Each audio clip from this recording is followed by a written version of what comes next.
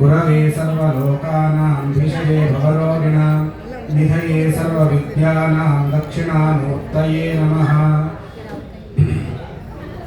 ಇಂದಿನ ಉಪನ್ಯಾಸದ ವಿಷಯ ವೈದಿಕ ವಾಂಗ್ಮಯಕ್ಕೆ ಯೋಗೀಶ್ವರ ಯಾಜ್ಞವಲ್ಕ್ಯ ಸದ್ಗುರುಗಳ ಕೊಡುಗೆ ಏನು ಎಂಬಂತಹ ಒಂದು ವಿಷಯ. ಬಹಳ ಹೊತ್ತಾಗಿದೆ, ಹಾಗಾಗಿ ಸಂಕ್ಷೇಪವಾಗಿ ಹೇಳ್ತೀನಿ, ಬಹಳ ವಿಸ್ತಾರ ಮಾಡಲ್ಲ. ಮೊದಲಿಗೆ ಪೂರ್ವಭಾವಿಯಾಗಿ ವೈದಿಕ ವಾಂಗ್ಮಯ ಅಂದ್ರೆ ಏನು, ವೇದಗಳು ಅಂದ್ರೆ ಏನು ಅಂತ ತಿಳ್ಕೊಳ್ಳೋದು ಅತ್ಯವಶ್ಯವಾದಂಥದ್ದು. ವೇದ ಅಂತ ಅಂದ್ರೆ ಏನು? ಜ್ಞಾನ. ಯಾವುದರ ಕುರಿತಾದಂತಹ ಜ್ಞಾನ ಅಂತ ಕೇಳಿದ್ರೆ ಪರಬ್ರಹ್ಮನ ವಿಷಯಕವಾದಂತಹ ಜ್ಞಾನಕ್ಕೆ ವೇದ ಅಂತ ಹೇಳ್ತಾರೆ. ಹಾಗಾದ್ರೆ ಈ ವೇದಗಳು ಎಷ್ಟಿವೆ ಅಂತ ಕೇಳಿದ್ರೆ ನಮಗೆ ಉಪಲಬ್ಧವಾದಂತಹ ವೇದಗಳು ಇಷ್ಟು ಅಂತ ಒಂದು ಸೀಮೆ ಇದೆ ಹೊರತು ವೇದಗಳಿಗೆ ಸೀಮೆ ಅನ್ನುವಂಥದ್ದು ಇಲ್ಲ. ನಿಸ್ಸೀಮವಾದಂತಹ ವೇದಗಳು ಅನಂತ ವೇದಾಹ ಅಂತ ಹೇಳ್ತಾರೆ. ಪರಬ್ರಹ್ಮನಿಂದ ಬಂದಂತಹ ವೇದಗಳು. ಯಸ್ಯ ನಿಶ್ವಸಿತೋ ವೇದಾಹ ಅಂತ, ಯಾವ ಪರಬ್ರಹ್ಮನ ನಿಶ್ವಾಸವೇ ವೇದವಾಗಿದೆ. ನಿಶ್ವಾಸ ಅಂದ್ರೆ ಏನೋ, ಹೊರಗೆ ಬಿಡುವಂತಹ ಉಸಿರು, ಆ ಉಸಿರೇ ಪರಬ್ರಹ್ಮನ ಉಸಿರೇ ವೇದ. ಹಾಗಾದ್ರೆ ಆ ಪರಬ್ರಹ್ಮ ಯಾವಾಗಿಂದ ಇದ್ದಾನೆ ಅಂತ ಕೇಳಿದ್ರೆ, ನೀವೆಲ್ಲ ವಿಷ್ಣು ಸಹಸ್ರನಾಮವನ್ನ ಪಾರಾಯಣ ಮಾಡ್ತೀರಾ, ಅದರಲ್ಲಿ ಅಜ ಅಥವಾ ಮುಂತಾದ ನಾಮಗಳಿಂದ ನಮಗೆ ತಿಳಿಯುವಂತಹ ವಿಷಯ ಏನು ಅಂದ್ರೆ ಪರಬ್ರಹ್ಮನು ಅನಾದಿ ಆದಂತಹವನು, ಅವನಿಗೆ ಆದಿ ಇಲ್ಲ. ಹಾಗಾಗಿ ಪರಬ್ರಹ್ಮನು ಅನಾದಿಯಾದರೆ ಈ ವೇದಗಳು ಕೂಡ ಅನಾದಿಯಾದಂತಹವು. ಆ ಕಾಲದಿಂದ, ಅನಾದಿ ಕಾಲದಿಂದ ಅನಂತ ಕಾಲದವರೆಗೂ ಪರಬ್ರಹ್ಮನ ವಿಶ್ವಾಸ ರೂಪವಾಗಿರುವಂತಹ ವೇದಗಳ ಪರಿಮಿತಿ ಎಷ್ಟು ಅಂತ ಕೇಳಿದ್ರೆ ಅನಂತವಾದಂತಹದ್ದು. ಅದಕ್ಕೆ ಒಂದು ಲಿಮಿಟ್ ಅಥವಾ ಬೌಂಡ್ರಿ ಅನ್ನುವಂಥದ್ದಿಲ್ಲ. ಹಾಗಾಗಿ ಅನಂತ ವೈವೇದಾಹ ಅಂತ. ಈ ವೇದಗಳಲ್ಲಿ ನಮಗೆ ಮನುಷ್ಯ ಲೋಕಕ್ಕೆ ವೇದಗಳು ಉಪಲಬ್ಧವಾಗಿದ್ದು ಹೇಗೆ ಅಂದ್ರೆ, ಅನೇಕ ಮಹರ್ಷಿಗಳ ಒಂದು ತಪಶಕ್ತಿಯಿಂದ ಅವರು ಆ ವೇದ ಮಂತ್ರಗಳನ್ನ ದರ್ಶನ ಮಾಡಿ ವೇದ ದ್ರಷ್ಟಾರರಾಗಿ ನಮ್ಮ ಮನುಷ್ಯ ಲೋಕಕ್ಕೆ ಆ ವೇದಗಳನ್ನು ಉಪಲಬ್ಧ ಮಾಡಿಕೊಟ್ಟಂತಹ ಮಹರ್ಷಿಗಳು ಆ ಮಹತ್ ಉಪಕಾರವನ್ನ ನಮಗೆ ಮಾಡಿದ್ದಾರೆ. ಹಾಗಾಗಿ ಆ ವೇದಗಳ ಒಂದು ಪರಂಪರಾಗತವಾಗಿ ನಮ್ಮವರೆಗೂ ಹೇಗೆ ಹರಿದು ಬಂತು ಅಂತ ನಾವು ವಿಚಾರಿಸಿದ್ರೆ, ಅದರ ಒಂದು ಅಧ್ಯಾಪನದ ಕ್ರಮ ಹೇಗಿತ್ತು ಅಂತಂದ್ರೆ, ಬರೆಯುವಂತಹ ಕ್ರಮ ಇರಲಿಲ್ಲ. ಕೇವಲ ಗುರುಗಳಾದಂತಹವರು ತಮ್ಮ ಗುರುಗಳಿಂದ ಶ್ರವಣ ಮಾಡುವಂಥದ್ದು, ಅದರ ಮನನ ನಿಧಿಧ್ಯಾಸನ ಮಾಡಿ ಜಟಾಪಾಠ, ಕ್ರಮಪಾಠ, ಘನಪಾಠ ಇತ್ಯಾದಿಗಳ ಪಾಠವನ್ನ ಮಾಡ್ತಾ ತಮ್ಮ ಸ್ಮೃತಿಯಲ್ಲಿ ಆ ವೇದ ಮಂತ್ರಗಳನ್ನು ಧಾರಣೆ ಮಾಡಿ ತಮ್ಮ ಶಿಷ್ಯರಿಗೆ ಅದನ್ನು ಅಧ್ಯಾಪನ ಮಾಡಿ ಅದೇ ಪರಂಪರೆ ಹರಿದು ಬಂದಿದೆ. ಹಾಗಾಗಿ ಈ ಇಡೀ ವೇದ ಎಂಬಂತಹ ಒಂದು ಮಹತ್ತಾದಂತಹ ಒಂದು ರಾಶಿ, ಮಂತ್ರಗಳ ರಾಶಿ ಒಂದಾಗಿತ್ತು ಯಾವಾಗ ವೇದವ್ಯಾಸರ ಕಾಲಕ್ಕೂ ಪೂರ್ವವಾಗಿ. ವೇದವ್ಯಾಸರ ಕಾಲದಲ್ಲಿ ಅವರಿಗೆ ತೋರಿದ್ದೇನು, ಅವರ ಅನುಭವಕ್ಕೆ ಬಂದಿದ್ದೇನು ಅಂತಂದ್ರೆ, ನಮ್ಮ ಕಾಲದಲ್ಲಿ ಇರುವಂತಹ ಮನುಷ್ಯರು ಅಥವಾ ಮುಂದೆ ಬರುವಂತಹ ಕಲಿಯುಗದ ಮನುಷ್ಯರಿಗೆ ಇಷ್ಟು ಸ್ಮೃತಿ ಶಕ್ತಿ ಇರಲಿಕ್ಕಿಲ್ಲ. ಇಡೀ ಈ ವೇದದ ರಾಶಿಯನ್ನ ತಮ್ಮ ಸ್ಮೃತಿ ಪಟಲದಲ್ಲಿ ಧಾರಣ ಮಾಡಿಕೊಂಡು ಅದನ್ನ ಮುಂದೆ ಆ ಪರಂಪರೆಯನ್ನು ಮುಂದುವರೆಸುವಂತಹ ಶಕ್ತಿ ಅವರಲ್ಲಿ ಇಲ್ಲದೇ ಇರಬಹುದು. ಹಾಗಾಗಿ ವೇದವ್ಯಾಸರು ಒಂದು ಸಂಕಲ್ಪವನ್ನ ಮಾಡಿದರು. ಏನಂತ ಸಂಕಲ್ಪ ಮಾಡಿದ್ರು? ಒಂದಾಗಿದ್ದಂತಹ ಆ ಮಹತ್ತಾದಂತಹ ವೇದರಾಶಿಯನ್ನ ವಿಂಗಡಣೆ ಮಾಡಿದರು. ಏನಂತ ವಿಂಗಡಣೆ? ಅದಕ್ಕೆ ಒಂದು ತಳಹದಿ ಇರಬೇಕಲ್ಲ. ಹಾಗಾಗಿ ಆ ಮಂತ್ರದ ರಾಶಿಗಳಲ್ಲಿ ದೇವತಾ ಸ್ತುತ್ಯಾತ್ಮಕವಾದಂತಹ ಮಂತ್ರಗಳು ಅಂದ್ರೆ ಸೂಕ್ತಗಳು, ಇಂದ್ರನ ಕುರಿತಾದಂತಹ ಸ್ತುತಿಗಳು, ಅಗ್ನಿ ಇತ್ಯಾದಿ ದೇವತೆಗಳ ಸ್ತುತಿಯ ಇರುವಂತಹ ಮಂತ್ರಗಳನ್ನ ಋಕ್ ಮಂತ್ರಗಳು ಅಂತ ಕರೆದು ಅದನ್ನ ಋಗ್ವೇದ ಅಂತ ಮಾಡಿದ್ರು. ಆನಂತರ ಶ್ರೌತ ಕರ್ಮಗಳು ಅಂದ್ರೆ ಶ್ರುತಿಯಲ್ಲಿ ಹೇಳಿರುವಂತಹ ಕರ್ಮಗಳು, ಅಂದ್ರೆ ವೇದಗಳಲ್ಲಿ ಹೇಳಿರುವಂತಹ ಕರ್ಮಗಳು, ಯಜ್ಞ ಯಾಗಾದಿಗಳು, ಪುತ್ರ ಕಾಮೇಷ್ಟಿ ಆಗಿರ್ಬೋದು, ರಾಜಸೂಯ ಆಗಿರ್ಬೋದು ಇತ್ಯಾದಿ ಯಜ್ಞಗಳು. ಈ ಯಜ್ಞಗಳನ್ನ ಮಾಡುವುದಕ್ಕೆ ಉಪಯೋಗ ಮಾಡುವಂತಹ ಮಂತ್ರಭಾಗ, ಆ ಮಂತ್ರಭಾಗವನ್ನ ಯಜುಸ್ ಮಂತ್ರಗಳು ಅಂತ ಒಂದು ವಿಂಗಡಣೆ ಮಾಡಿ ಆ ಮಂತ್ರಗಳ ಒಂದು ರಾಶಿಯನ್ನ ಯಜುರ್ವೇದ ಅಂತ ಮಾಡಿದ್ರು. ಇನ್ನು ಈ ರಿಕ್ ಮಂತ್ರಗಳಿಗೆ ಸ್ವರ ಸೇರಿಸಿ ಅದನ್ನ ಗಾಯನ ಮಾಡಿದಾಗ ಅದು ಸಾಮಗಾಯನವಾಯಿತು, ಅದು ಸಾಮ ಮಂತ್ರಗಳಾಯಿತು, ಅದೇ ಸಾಮವೇದ ಅಂತ ಆಯಿತು. ಇನ್ನು ತಂತ್ರಕ್ಕೆ ಸಂಬಂಧಪಟ್ಟಂತಹ ಮಂತ್ರಭಾಗ ಮತ್ತೆ ಸಾಮಾಜಿಕ ವಿಷಯಗಳಿಗೆ ಸಂಬಂಧಪಟ್ಟಂತಹ ಮಂತ್ರಭಾಗವನ್ನು ಅಥರ್ವಗಳು ಅಂತ ಕರೆದ್ರು. ಆ ಮಂತ್ರ ಸಮೂಹಕ್ಕೆ ಅಥರ್ವಣ ವೇದ ಅಂತ ಹೆಸರಾಯಿತು. ಈ 4 ವೇದಗಳನ್ನ ಅವರು ಆ ಪರಂಪರೆಗಳನ್ನ ಪ್ರವರ್ತನ ಮಾಡಬೇಕಾಗಿತ್ತು. ಹಾಗಾಗಿ ಅವರ 4 ಜನ ಪ್ರಮುಖ ಶಿಷ್ಯರಿಗೆ ಒಂದೊಂದು ವೇದಗಳನ್ನ ಅವರು ಜವಾಬ್ದಾರಿಯನ್ನು ವಹಿಸಿದರು. ಅದರಲ್ಲಿ ಮೊದಲನೇದಾಗಿ ಪೈಲ ಮಹರ್ಷಿಗಳಿಗೆ ಋಗ್ವೇದವನ್ನು ಕೊಟ್ಟರು, ವೈಶಂಪಾಯನ ಮಹರ್ಷಿಗಳಿಗೆ ಯಜುರ್ವೇದವನ್ನು ಕೊಟ್ಟರು, ಜೈಮಿನಿ ಮಹರ್ಷಿಗಳಿಗೆ ಸಾಮವೇದವನ್ನು ಕೊಟ್ಟು ಸುಮಂತು ಮಹರ್ಷಿಗಳಿಗೆ ಅಥರ್ವಣ ವೇದವನ್ನು ಕೊಟ್ಟರು.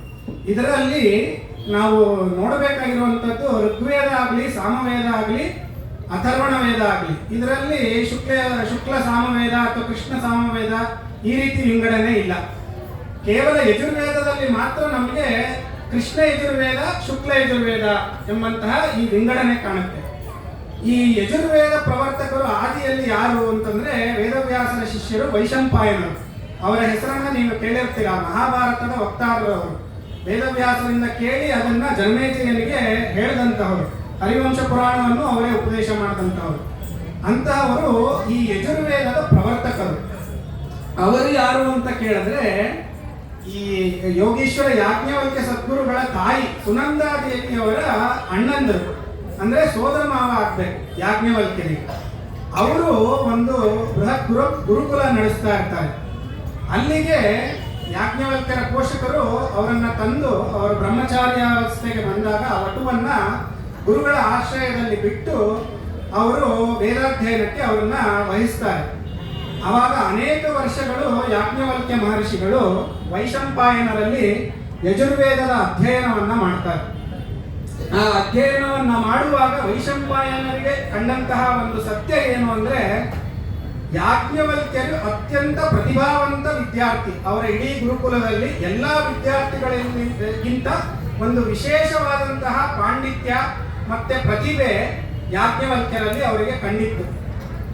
ಒಂದು ಸಂದರ್ಭ ಉಂಟಾಯಿತು, ಅತ್ಯಂತ ಪ್ರವೀಣರಾದರು. ಯಜುರ್ವೇದದ ಜ್ಞಾನವನ್ನ ಯಾಜ್ಞವಲ್ಕ್ಯರು ಸಂಪೂರ್ಣವಾಗಿ ವೈಶಂಪಾಯನರಿಂದ ಪಡೆದುಕೊಂಡರು.